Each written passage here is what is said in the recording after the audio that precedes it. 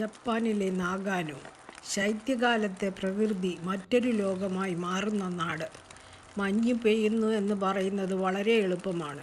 പക്ഷേ ആ മഞ്ഞിലൂടെ നടക്കുമ്പോഴാണ് തണുപ്പിൻ്റെ യഥാർത്ഥ ശക്തി മനസ്സിലാകുന്നത്. ക്യാമറയിൽ പതിയുന്നത് മഞ്ഞിൻ്റെ കാഴ്ച മാത്രം.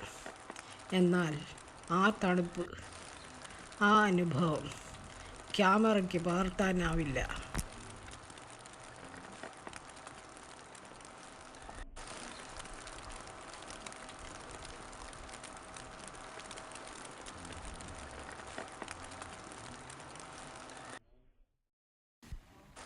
അന്നത്തെ യഥാർത്ഥ താപനില ഏകദേശം -4 ഡിഗ്രി സെൽഷ്യസ്. എന്നാൽ ശരീരത്തിന് അനുഭവപ്പെട്ടത് -10 ഡിഗ്രി. കാറ്റും മഞ്ഞും കൂടുമ്പോൾ ശരീരത്തിന് അനുഭവപ്പെടുന്ന തണുപ്പിനെയാണ് ഫീൽസ് ലൈക്ക് ടെമ്പറേച്ചർ എന്ന് പറയുന്നത്. ആ ദിവസം മഞ്ഞ് പെയ്തുകൊണ്ടേയിരുന്നു. ഈ മഞ്ഞ് പ്രദേശത്തേക്ക് ഞങ്ങൾ വന്നത് ഒരു സാധാരണ കാഴ്ച കാണാനല്ല. നാഗാനോയിലെ മലനിരകളിൽ ജീവിക്കുന്ന ലോകപ്രശസ്തമായ ജാപ്പനീസ് മക്കാക്സ് അഥവാ സ്നോ മങ്കീസ്. അവയെ കാണാനായി ഏകദേശം 1 മണിക്കൂർ ബസ് യാത്ര. ഞങ്ങളുടെ ലക്ഷ്യം ജിഗോകുദാനി വൈൽഡ് സ്നോ മങ്കി പാർക്ക്.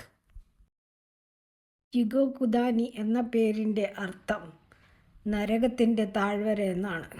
കേൾക്കുമ്പോൾ ഭയപ്പെടുത്തുന്ന പേര്. പക്ഷേ ഈ താഴ്വരയിൽ നരകമല്ല, ഭൂമിക്കടിയിലെ ചൂടിൻ്റെ ഒരു അത്ഭുത ലോകമാണ്. മലകളിൽ നിന്ന് ഉയരുന്ന ചൂടുവെള്ളവും നീരാവിയും ഈ താഴ്വരയുടെ പ്രത്യേകതയാണ്. ബസ് യാത്ര അവസാനിച്ചെങ്കിലും യാത്ര അവിടെ അവസാനിക്കുന്നില്ല. മഞ്ഞ് പൂണിയ മലപാതയിലൂടെ പിന്നെയും നടക്കണം. ഇരുവശത്തും ആകാശത്തേക്ക് ഉയർന്നു നിൽക്കുന്ന ഭീമാകാരമായ ദേവദാരു മരങ്ങൾ. ഈ മരങ്ങളുടെ ഇടയിലൂടെ നടക്കുമ്പോൾ മനുഷ്യൻ പ്രകൃതിക്ക് മുന്നിൽ എത്ര ചെറുതാണെന്ന് മനസ്സിലാവും. മഞ്ഞിൽ പതിയുന്ന ഓരോ കാലടിയും നമ്മളെ ആ വനത്തിൻ്റെ ആഴത്തിലേക്ക് കൊണ്ടുപോകുന്നു.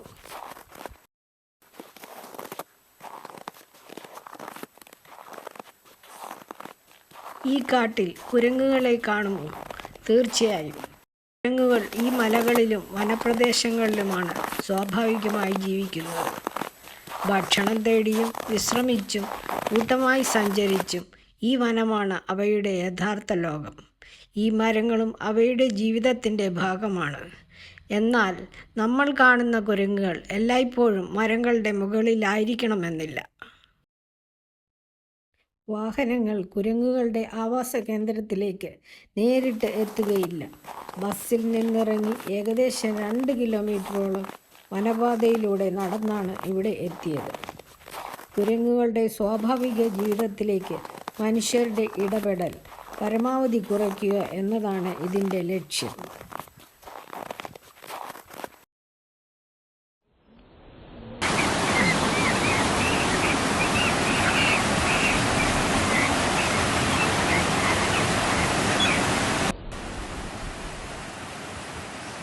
ഇത്രയും ദൂരം നടന്നെത്തിയതിൻ്റെ പ്രതിഫലം നമ്മെ കാത്തിരിക്കുന്നത്. ലോകത്തിലെ ഏറ്റവും വിചിത്രമായ പ്രകൃതി ദൃശ്യങ്ങളിൽ ഒന്ന് മഞ്ഞു മൂടിയ മലനിരകൾക്കിടയിൽ ചൂടുവെള്ളത്തിൽ കുളിക്കുന്ന കാട്ടുകുരങ്ങുകൾ.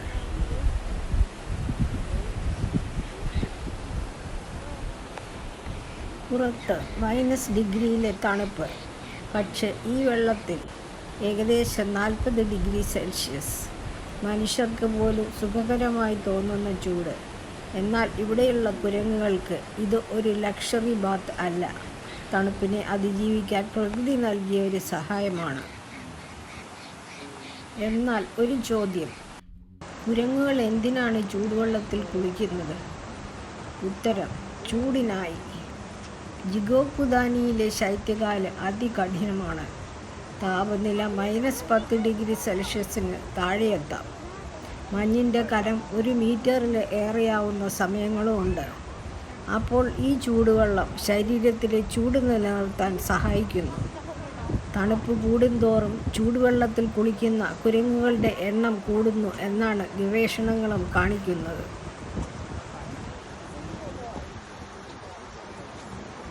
എന്നാൽ ഇവ ഇവിടെ മുഴുവൻ സമയവും കിടക്കുന്നില്ല. ഈ ചൂടുവെള്ളക്കുളം ഇവയുടെ വീടല്ല.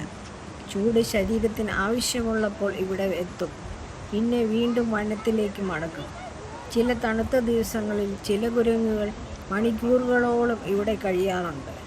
എന്നാൽ എല്ലാ കുരങ്ങുകളും കുളിക്കണമെന്നില്ല. ചിലർക്ക് ഈ ചൂടുവെള്ളത്തേക്കാൾ ഇഷ്ടം ഭക്ഷണവും കൂട്ടുകാരുമായുള്ള ഇടപഴകലുമാണ്.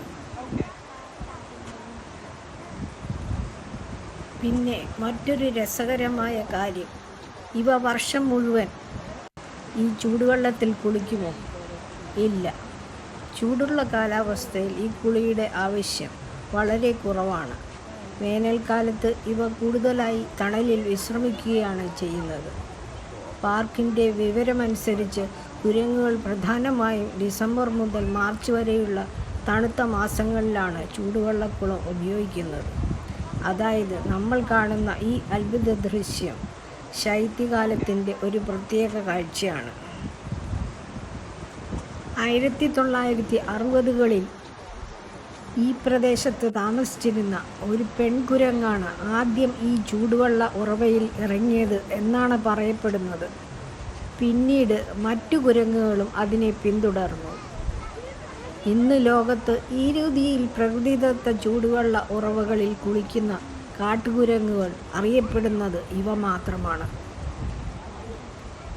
നാഗാനോയിൽ വേറെയും ചൂടുവെള്ള ഉറവകൾ ധാരാളമുണ്ട്. മനുഷ്യരും കുരങ്ങുകളും ഒരേ കുളത്തിൽ കുളിക്കുന്നത് ആരോഗ്യപരമായി ശരിയല്ല. അതുകൊണ്ടാണ് പിന്നീട് കുരങ്ങുകൾക്കായി പ്രത്യേകമായ ഒരു open air hot spring pool നിർമ്മിച്ചത്. മനുഷ്യർക്കായി ഒരു ഓൺസെൻ, കുരങ്ങുകൾക്കായി മറ്റൊന്ന്. പക്ഷേ ഇരുവർക്കും പൊതുവായുള്ളത് ഒന്ന് മാത്രം: ചൂടുവെള്ളത്തിൻ്റെ ആശ്വാസം. ഈ കുരങ്ങുകൾക്ക് ഭക്ഷണം കൊടുക്കുന്നത് ആരാണ്? ഇവ പൂർണ്ണമായും മനുഷ്യരെ ആശ്രയിച്ചല്ല ജീവിക്കുന്നത്. വനത്തിൽ നിന്ന് സ്വാഭാവികമായി ലഭിക്കുന്ന ഭക്ഷണമാണ് ഇവരുടെ പ്രധാന ആഹാരം. ചെടികൾ, ഇലകൾ, വിത്തുകൾ, പഴങ്ങൾ, പ്രാണികൾ. എന്നാൽ കഠിനമായ കാലാവസ്ഥയിൽ ഇവയെ പാർക്കിലേക്ക് ആകർഷിക്കാനും നിരീക്ഷിക്കാനും ജീവനക്കാർ നിയന്ത്രിതമായി അനുബന്ധ ഭക്ഷണം നൽകുന്നു. എന്നാൽ ലക്ഷ്യം ഇവയ്ക്ക് ആവശ്യമായ മുഴുവൻ ഭക്ഷണവും മനുഷ്യർ നൽകുക എന്നതല്ല, അവയുടെ കാട്ടുസ്വഭാവം നിലനിർത്തുക എന്നതാണ്.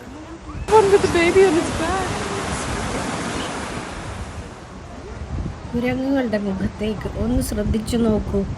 ചിലരുടെ മുഖം നല്ല ചുവപ്പ്, ചിലരുടേത് താരതമ്യേന ഇളം നിറം. എന്തുകൊണ്ടാണ് ഈ വ്യത്യാസം?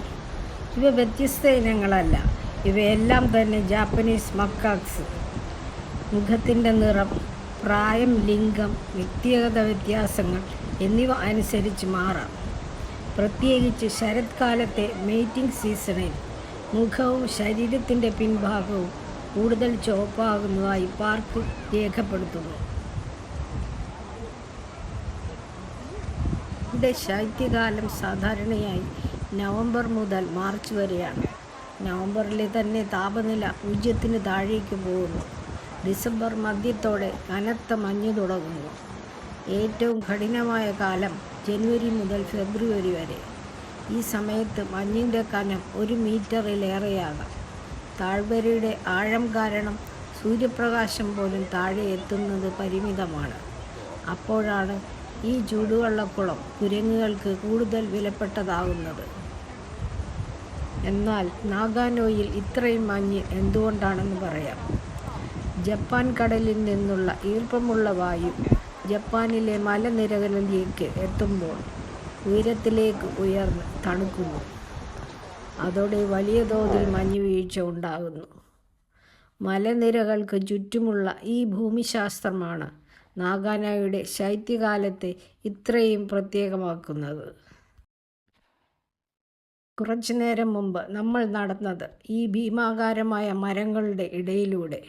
അപ്പോൾ ഈ മരങ്ങൾ വെറും മരങ്ങളായി മാത്രമാണ് തോന്നിയത്. എന്നാൽ ഇപ്പോൾ ഈ വനമാണ് ഈ കുരങ്ങുകളുടെ യഥാർത്ഥ ലോകമെന്ന് മനസ്സിലാകുന്നു. ചൂടുവെള്ളക്കുളം അവരുടെ ജീവിതത്തിലെ ഒരു ചെറിയ ഭാഗം മാത്രം. യഥാർത്ഥ ജീവിതം ഈ മലകളിലും ഈ വനത്തിലും ഈ മഞ്ഞിലും തന്നെയാണ്. ലോകത്തിൻ്റെ വിവിധ ഭാഗങ്ങളിൽ നിന്ന് സഞ്ചാരികളും ഫോട്ടോഗ്രാഫർമാരും ഗവേഷകരും ഇവിടെ എത്തുന്നു. 1964 സ്ഥാപിതമായ ജിഗോ-കുദാനി മങ്കി പാർക്ക് ഇന്ന് ലോകപ്രശസ്തമായ വന്യജീവി നിരീക്ഷണ കേന്ദ്രമാണ്. എന്നാൽ ഇവിടെ ഒരു പ്രധാന വ്യത്യാസമുണ്ട്. ഇത് ഒരു മൃഗശാലയല്ല. കുരങ്ങുകളെ ഇവിടെ കൂട്ടിലടച്ചിട്ടില്ല. അവയ്ക്ക് ഇഷ്ടമുള്ളപ്പോൾ വരാം, ഇഷ്ടമുള്ളപ്പോൾ മലയിലേക്ക് മടങ്ങാം. ചില ദിവസങ്ങളിൽ കുരങ്ങുകൾ പാർക്കിൽ എത്താതെയും ഇരിക്കാം. ഈ യാത്രയിൽ എന്നെ ഏറ്റവും കൂടുതൽ ആകർഷിച്ച മറ്റൊരു കാര്യം മനുഷ്യരും പ്രകൃതിയും തമ്മിലുള്ള ഈ അകലം. നാം ഇവിടെ എത്തിയിരിക്കുന്നത് കുരങ്ങുകളെ കാണാനാണ്. പക്ഷേ അവയെ തൊടുന്നില്ല, ഭക്ഷണം കൊടുക്കുന്നില്ല, പിന്തുടരുന്നില്ല. അവയുടെ ജീവിതത്തെ നമ്മുടെ വിനോദത്തിനായി മാറ്റുന്നില്ല. അവർ കാട്ടിലെ ജീവികളായി തുടരുന്നു. നാം വെറും നിരീക്ഷകർ മാത്രം. മഞ്ഞുമൂടിയ മലകൾ, നൂറ്റാണ്ടുകൾ പഴക്കമുള്ള വനങ്ങൾ, ഏകദേശം 40 ഡിഗ്രി ചൂടുള്ള വെള്ളം, അതിൽ ശാന്തമായി ഇരിക്കുന്ന കാട്ടുകുരങ്ങുകൾ, പുറത്താകട്ടെ -ഡിഗ്രിയിലെ തണുപ്പ്.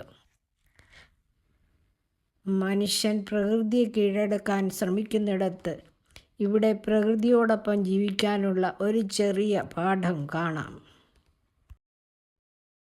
ഈ യാത്രയിൽ നമ്മൾ കണ്ടത് ചൂടുവെള്ളത്തിൽ കുളിക്കുന്ന കുറച്ച് കുരങ്ങുകളെ മാത്രമല്ല, അതിജീവനത്തിൻ്റെ ഒരു കഥയാണ്. തണുപ്പിനോട് പൊരുത്തപ്പെട്ട ഒരു കുരങ്ങുവർഗത്തിൻ്റെ കഥ. തലമുറകളിൽ നിന്ന് തലമുറകളിലേക്ക് പഠിച്ചെടുത്ത ഒരു സ്വഭാവത്തിൻ്റെ കഥ. മനുഷ്യൻ സംരക്ഷിച്ചുകൊണ്ടിരിക്കുമ്പോഴും മനുഷ്യനെ ആശ്രയിക്കാതെ ജീവിക്കുന്ന ഒരു കാട്ടു സമൂഹത്തിൻ്റെ കഥ. അതുകൊണ്ട് തന്നെ നാഗാനോയിലെ സ്നോ മങ്കികൾ ഒരു വിനോദസഞ്ചാര കാഴ്ച മാത്രമല്ല, പ്രകൃതിയോട് ഇണങ്ങി ജീവിക്കാനുള്ള ഒരു ഓർമ്മപ്പെടുത്തലാണ്. മഞ്ഞുമലകളുടെ നിശബ്ദതയിൽ നിന്ന്, ചൂടുവെള്ളത്തിൻ്റെ നീരാവിയിൽ നിന്ന്, ആ ചുമന്ന മുഖങ്ങളിലെ ശാന്തതയിൽ നിന്ന് നമ്മൾ മടങ്ങുമ്പോൾ മനസ്സിൽ ബാക്കി വരുന്നത് ഒരു മനോഹരമായ കാഴ്ച മാത്രമല്ല, പ്രകൃതിയോടുള്ള കുറച്ചുകൂടി ബഹുമാനമാണ്.